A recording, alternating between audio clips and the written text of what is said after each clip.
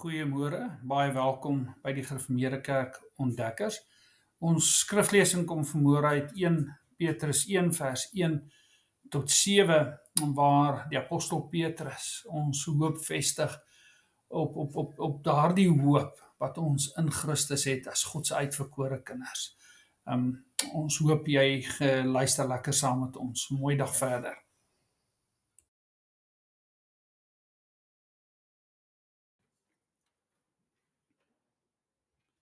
Ons skriflesing kom uit 1 Petrus 1 vers 1 tot 7.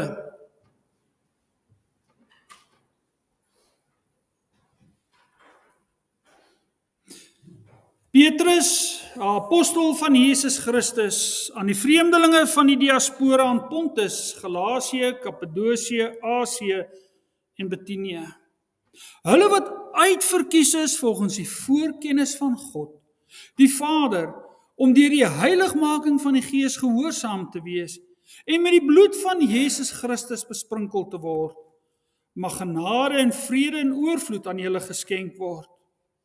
Lofwaardig is die God en Vader van ons Here Jesus Christus.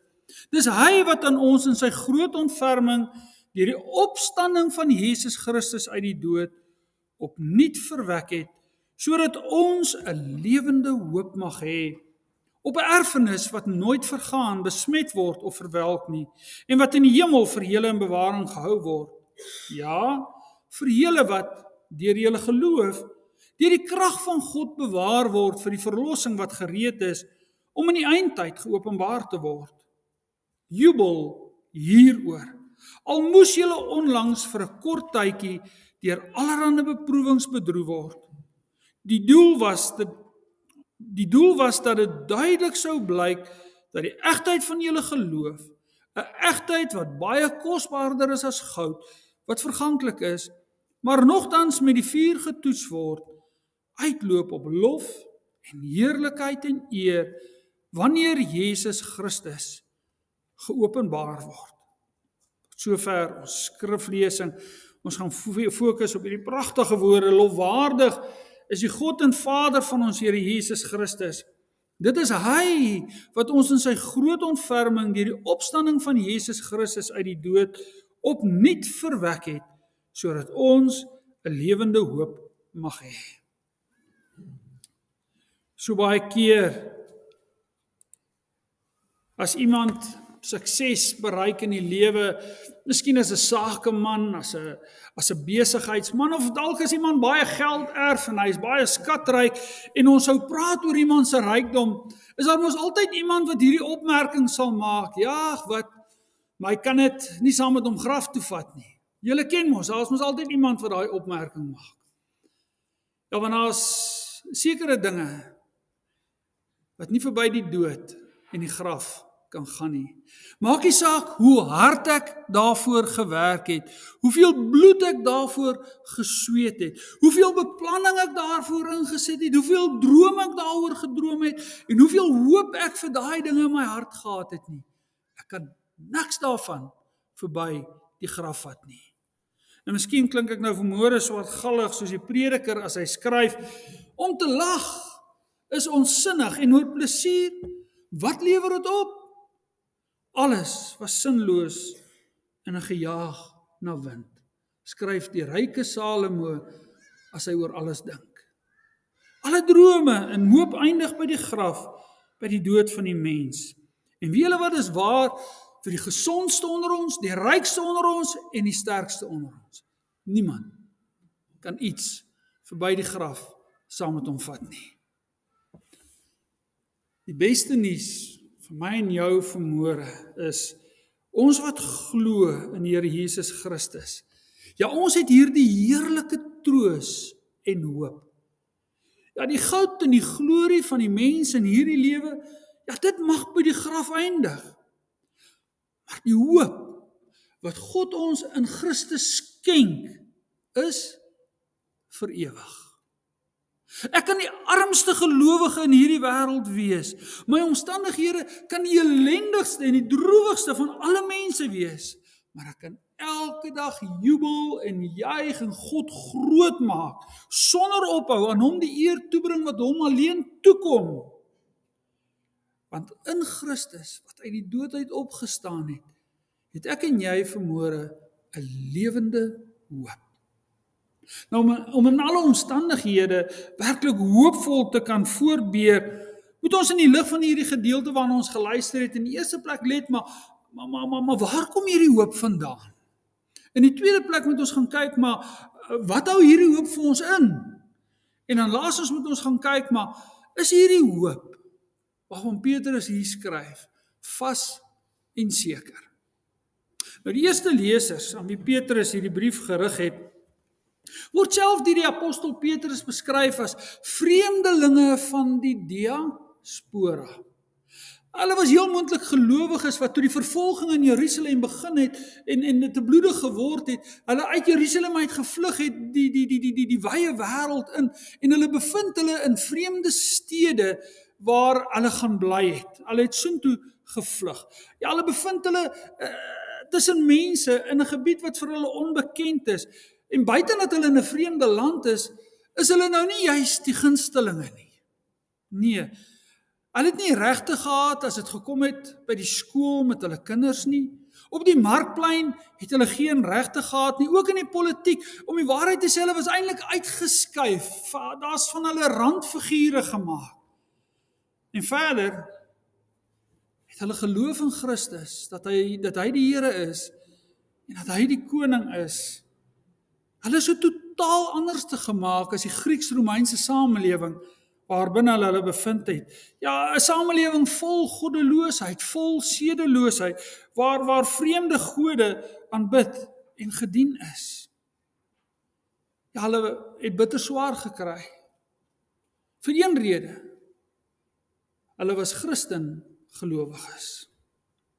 Ook Petrus, wat hulle in hierdie gedeelte oproep om God te loof en te prys en om oor hom te jubel. Ja, ook toe hy hierdie brief geskryf het, het hy in Rome gebly. Hy verwys aan die einde van sy brief na Rome as Babylon. Ja, en ons weet dat hy kon dit ook nie te maklik gehad het in Rome nie, want enkele jare later was hy heel moontlik deur keiser Nero, het hy 'n marteldood gesterf. Oorlewering sê dat hy onderste bo opgehang was. Jesus het ons tog gewaarsku. Hy was nooit onduidelik daaroor nie. Dat Christene dit in hierdie wêreld nie maklik gaan hê nie. Dit maak van ons vreemdelinge. Ja, ons gaan soos Abraham en al die aardsvaders, al die gelowiges deur al die eeue, vreemdelinge in hierdie wêreld wees. Om die waarheid te sê, as jou Christenskap jou nog nooit iets gekos het of ongewild gemaak het nie. As jou Christenskap jou nog nooit laat uitsien het en laat hoop het dat die Here Jesus Christus moet terugkom nie, is dit miskien tyd vir erge en diep besinning. Want ons waardes en ons beginsels verskil tog hemelsbreed met die van die ongelowiges, met die van die wêreld om ons. Kom ons sê dit vir mekaar eerlik. Ons is vreemdelinge in 'n goddelose samelewing. Hoe kan die apostel Petrus sy eerste lesers en vir ons dan oproep om te jubel, om God te loof en te prys? Hoe moet ek en jy lag en bly wees terwyl ons eintlik soms wil huil, terwyl ons seer kry, terwyl ons teleurgesteld is, terwyl ons bang en benoud is vir môre? Gelowiges, alhoewel ons vreemdelinge in hierdie wêreld is, het 'n lewende hoop in hulle harte. En hoe kan ons dit hê? Waar kom hierdie hoop vandaan? So mooi, in dieselfde asem waarmee die apostel die gelowiges, vreemdelinge in hierdie wêreld beskryf hy ook die gelowiges vir wie hulle in Christus is. Luister fyn op en let daarop dat die drie enige God betrokke is by wie ek en jy is. Nadat hy hierdie mense aangespreek het as vreemdelinge, dan gaan die apostel verder deur vir hulle te sê en deur na hulle te verwys as gelowiges, hulle wat uitverkies is volgens die voorkennis van God die Vader. Om deur die heiligmaking van die Gees gehoorsaam te wees en met die bloed van Jesus Christus besprinkel te word. Dis wie ek en jy is. Gaan huis toe en gaan omkring hierdie vers, kleer hom in en sê, maar dit is wie ek is in Christus. Voor God enige iets gemaak het, voor daar 'n aarde was, voordat daar nog 'n planeet in 'n wentelbaan was, het die Vader elkeen van sy kinders by name uitgekies. Hy het die voorkennis daarvan gehad. In tyd en geskiedenis kom die Heilige Gees en hy kom vonk 'n ware geloof in ons harte. Jesus verwys daarna in die bekende Johannes 3 as dat ons is van bo gebore. Ja, vanaf Adam sou almal van ons gebore word en sou ons mense wees en sou ons vanweë die sondeval vir ewig verlore moes gaan. In ons sonde wel verdien ewig verlore. Maar deur die kragtige werking van die Heilige Gees kom God na elke uitverkore kind van hom en die Heilige Gees kom en hy vonk die nuwe lewe in die hart van elke gelowige. Nou weet ons geloof het 'n persoon tot inhoud. Ons geloof begin en ons geloof eindig by Christus, deur wie se bloed ons by die kruis skoon gewas is. Hy op wie Abel gehoop het toe hy 'n beter offer as Kain gebring het. Hy op wie die een op wie Abel gehoop het toe hy beter offer as Kain gebring het, of op wie Abraham gehoop het toe hy as vreemdeling rondgeswerf het, geen grond besit het behalwe 'n graf nie, maar hoopvol voortgebeur het. Ja, hom op wie hulle gehoop het, op wie ek en jy hoop, is Christus. Ware hoop vind jy nooit in jouself nie. Nie in jou wat jou hart vir Jesus gee, of wat jou toegewyd aan God maak, of omdat jy al hierdie dinge doen, of by al daardie dinge betrokke is in die kerk nie. Daar is niemand so hooploos soos iemand wat sy ewige hoop op hom of haar self vestig nie. Die enigste manier, die Heilige Gees, 'n ware geloof en 'n lewende hoop in die hart van God se kind kan vestig, is om ons harte daarvan te oortuig dat ons ewige eindbestemming by die Vader vas en seker is, net omdat ons verlossing in Christus van begin tot einde die drie enige God se genadewerk in ons harte en in ons lewens is. Dit gee sekerheid. My eindbestemming, my verlossing, is die werk van die drie enige God alleen. Waar die Gees 'n dooie sondaar hart van hierdie waarheid oortuig, wek hy daardie mens op tot 'n nuwe lewe, 'n lewe tot in ewigheid, saam met Christus, die opgestaande Here. En juist daarom het ons 'n lewende hoop, wat deur die jare sterker en sterker word. Ja, God het vir Abraham en Christus opgesoek, en van toe af kon hy hoopvol in hierdie wêreld voortgebeur het. Dit was dieselfde met Moses, dieselfde met Dawid, dieselfde met Paulus. Het hulle dit maklik gehad? Nee, maar hulle het hoop gehad, en dit het hulle laat voortbeer. En dis ook so waar van elkeen van ons. Ware hoop wat verby die graf, die ewige lewe instrek, is net te vind in die genadewerk van die drie enige God in sy kind, in elkeen van ons. Dis 'n wegkyk. Dis 'n wegkyk van myself. Dis 'n wegkyk van alles om my, wat ek kan hê of wat ek kan besit, en om dan gelowig al my hoop op Christus alleen te vestig. Hy wat ewig leef en regeer. Ja, ware hoop is nie 'n troostpil. Dominee Hendrik vanmôre vir ontdekkers wil gee om julle te laat goed voel terwyl julle swaar kry en om julle te kan kalmeer dat julle ten minste net in rus en vrede kan slaap nie. Daar's baie mense, ongelowiges wat sê, dis maar al wat die evangelie is 'n troospel wat dominees vir hulle lidmate elke Sondag gee. Nee.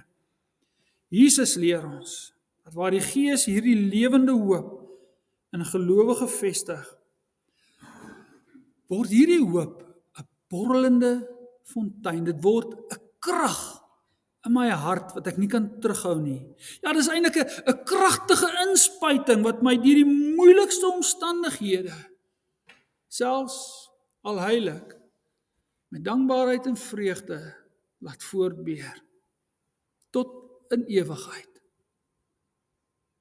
Nou kan ons vra, maar wat hou hierdie hoop vir ons in? Wat maak hierdie hoop so beeldskoon dat dit gelowiges deur die eeue in die moeilikste omstandighede kon laat volhard het, dat jong kindertjies brandstapels toe kon loop, dat hulle kon gaan buig om onthoofd te word met vrede in hulle harte. Die groot waarheid van selfs die rykste en die magtigste onder ons is, ons almal word oud.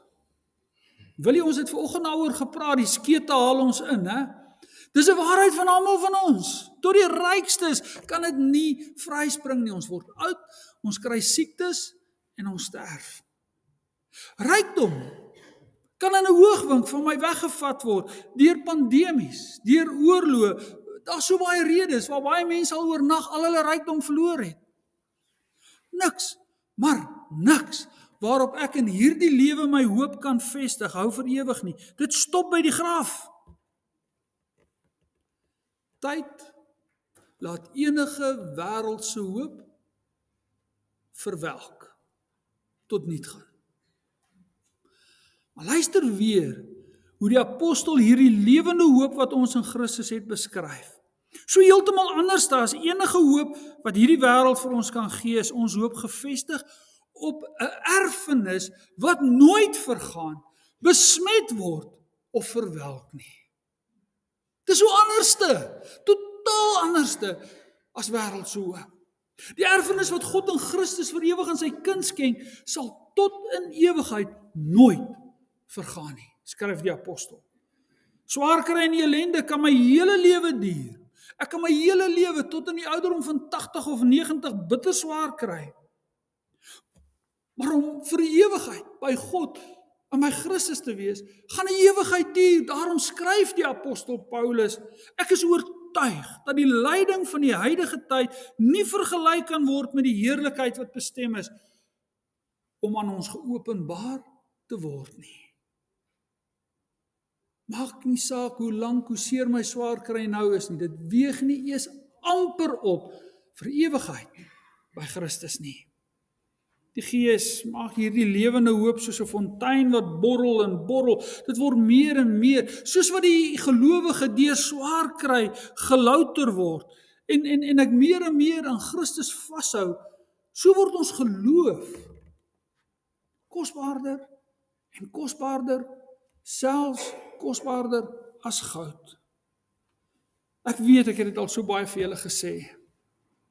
Daarom is daar niks so mooi in 'n gemeente soos ontdekkers, soos ons oudste lidmate, wat al deur die meele is, deur swaar kry is, en wat in die geloof en in die hoop bly vashou nie.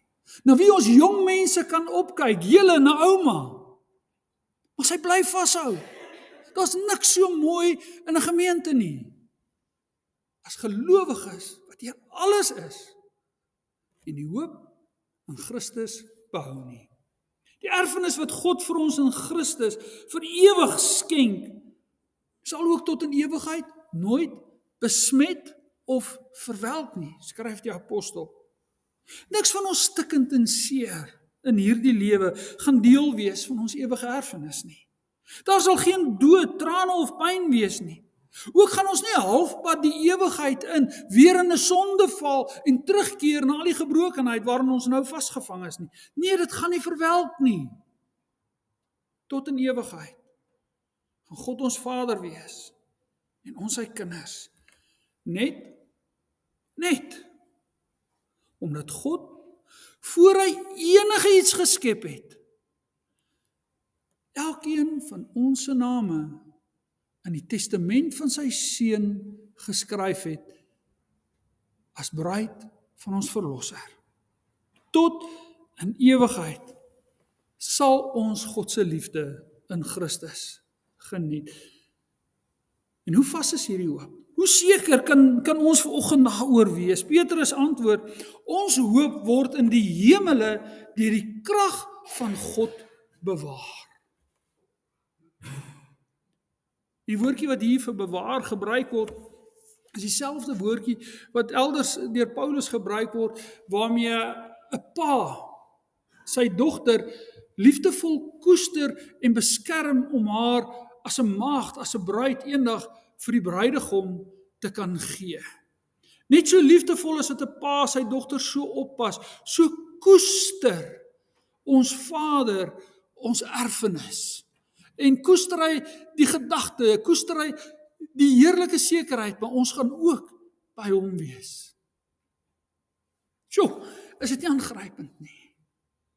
En hy waak daaroor met dieselfde krag wat elke ster en planeet in sy wentelbaan geplaas het en dit nog elke dag daarin hou.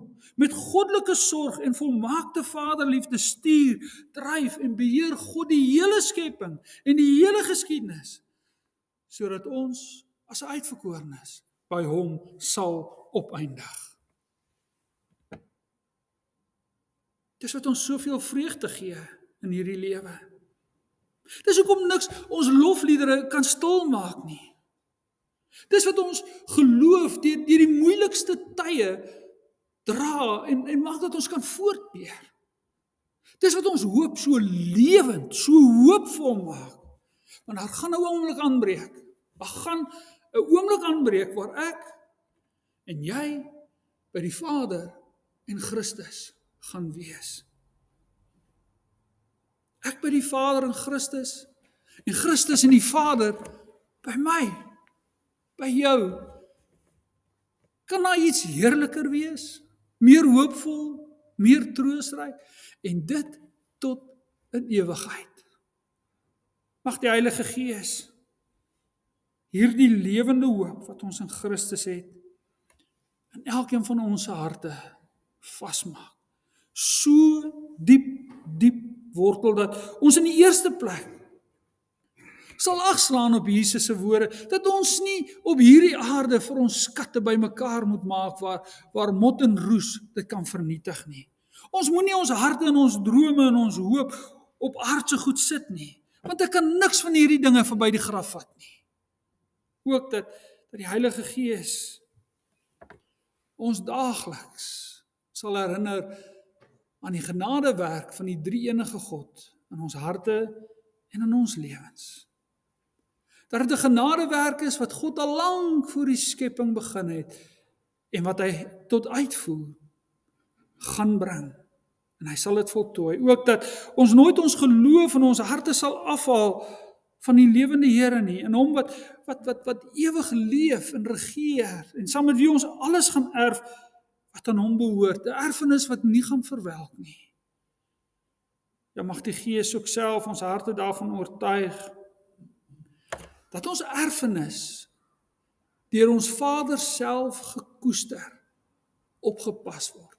Dat ons Vader ook uitsien, nie kan wag vir die oomblik, dat ons elkeen by hom en by Christus moet wees nie. En dan laastens, mag die Gees ons elkeen daartoe bring, dat ons nooit stil sal wees hieroor nie.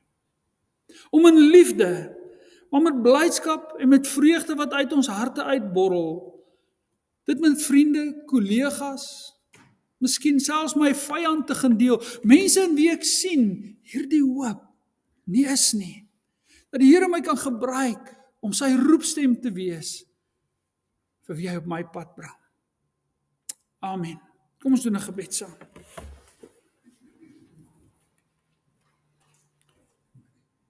Onse Vader wat in die hemele is, wat 'n heerlike troos en sekerheid is daar nie in u woord nie.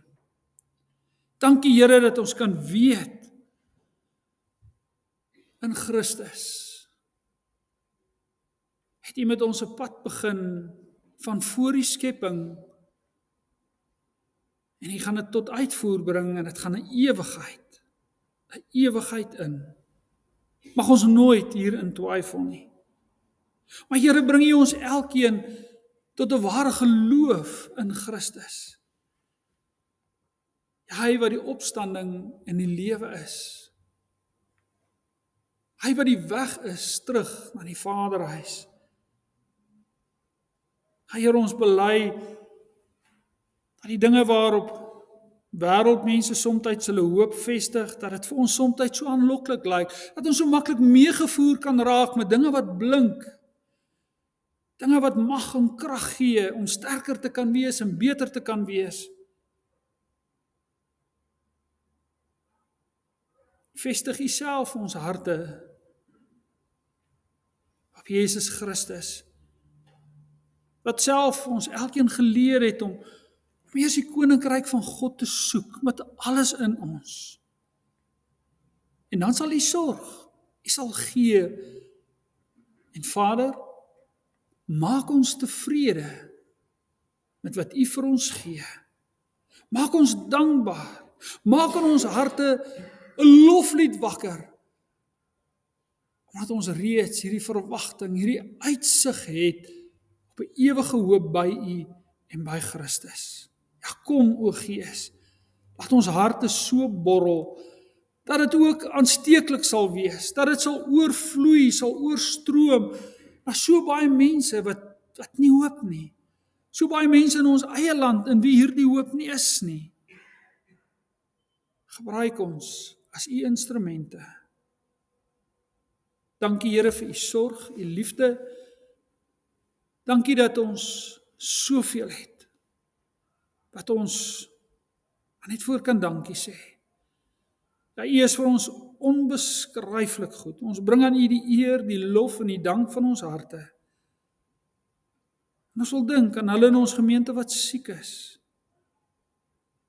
Ja, ons het oor hulle gepraat, Martie en Mariaan, Leni wat hier in ons midde is, ons dink aan Eugene wat by die huis is, soveel van ons ander lidmate, soos Tini, wat te swak geword het om eredienste by te woon. Wil U self in hulle harte die troos en die vrede bring wat daar net in Christus is. Wees by elkeen van ons as ons van hier gaan, dat ons hoopvol kan voortbeer as vreemdelinge in 'n wêreld wat U nie ken nie. Ja, ons wil bid dat U koninkryk sal kom en dat U naam geheilig sal word in hierdie wêreld. Gee ons elkeen die regte geloofsperspektief om te kan weet, ja, dat presidente kan regeer, politieke partye kan die lewe vir ons moeilik maak, omstandighede kan die lewe vir ons moeilik maak. Maar ons hemelse Vader bly in beheer, en dat ons vertroue en hoop altyd in U sal wees, en nie in mense nie. Hoor ons ek ons pleit vir 'n wêreld wat stikkend is. Daar's soveel nood, daar's soveel armoede, daar's soveel onreg, Vader. Gee uitkoms veral vir hulle wat swak is en uitgebuit word. Here, en gee vir ons die heerlike hoop midde al hierdie ellende wat ons soms in ons harte gryp, om saam met die Gees te kan uitroep, kom Here Jesus Christus, kom gou. Hoor ons gebed in Jesus naam alleen. Amen. Ons gaan